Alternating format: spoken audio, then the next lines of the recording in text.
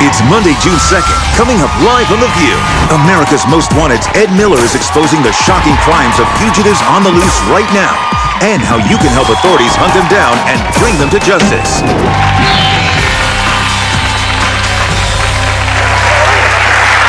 Well, the only thing scarier than the crimes you're about to hear is the fact that people behind them are still on the loose. So pay attention as we find out about some of America's most wanted fugitives from Ed Miller. Thanks, Ed.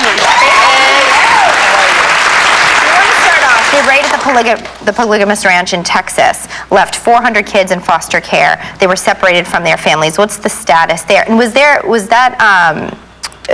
was that legal for them to separate the children from their families? All right, here's what's going on right now. Right as we speak, the children are being returned to the compound. Let me explain what happened. The court said that the children were not in immediate danger. The key phrase there is immediate danger. The court is not saying that everything that goes on in the compound is just hunky-dory. They're saying there is no immediate danger. Prosecutors still maintain that the children inside that compound are in danger, specifically when it comes to those so-called spiritual weddings, spiritual marriages in which an underage girl is paired up with a much older guy. And they did find some evidence, some rather controversial evidence when they broke inside. Specifically, there was a sex bed in the same chamber where those ceremonies were performed, and we've been told reports are consummation, they're saying, right, somebody, but even more controversial, there's not just bride and groom on that bed.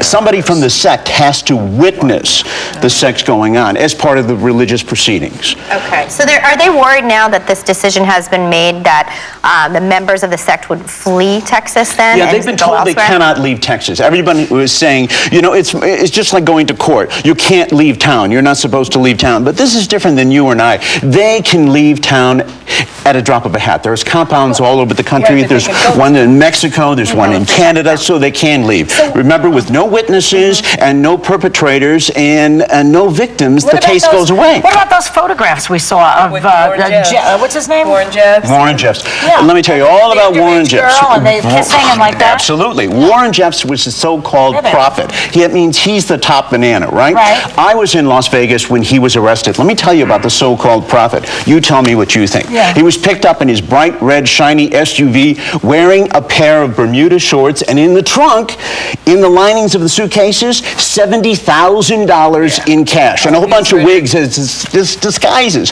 So you tell me, is this a man of God, or is this some sort of sleazy con disguised as religion? It's an easy decision, right?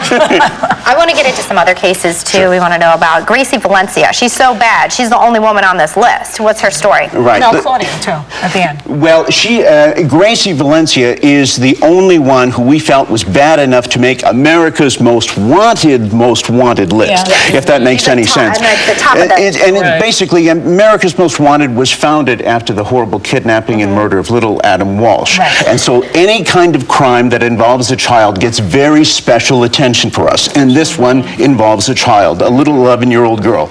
Gracie Valencia is accused of almost beating this child to death. It's horrible. It's horrible. It's horrible. She's still on the run. She's still on the run. She could be anywhere. They believe she's colored her hair, so she's no longer got the gray hair, but she could be anywhere. And the child was not just beaten, but tortured, tormented, burned. Really, really very shocking. How is the little girl doing now? You know, it's going to be a long road to recovery. She's been placed with a foster family, but as I said, it's going to be a long road home. We just saw, who was that? That's Gracie. That's the mother. The mother. That's the mother. So if you see her, that's her. Right. Okay. That's the wanted. Yeah. So if you see her.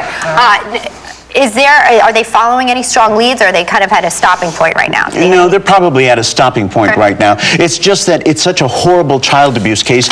As a matter of fact, the caseworkers who investigated the case were equally shocked because the neighbors heard the screams. They saw the battered child, but no one ever called police. Yeah, people need to speak up. Right. If you hear something, say something. And that's what we're all about. Right. What about Brianna Dennison? She was a 19-year-old girl who went missing after staying over at a friend's apartment, right? Yeah. 2 weeks later, they found her body. Right. What's been made of that case so far? Well, you know, this is the college girl who was kidnapped from the couch, strangled, and murdered. And they now know it's tied into a serial rapist in Reno because of DNA matches. So we're looking for a serial rapist who also has escalated to murder. So what is it about this DNA testing? Because I know like the entire town rallied around this case, and they talked about DNA testing on the couch.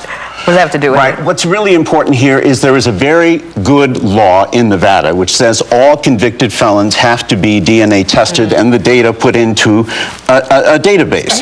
And they fell behind. That's not a federal thing? That's just statewide? No. Wow. And they fell behind. And so the community rallied around Brianna and raised $300,000 to pay for this extra DNA testing. Now, they never found Brianna's killer. We're still looking for her. But they were able to solve 30 other crimes. That's the power of the DNA. It is.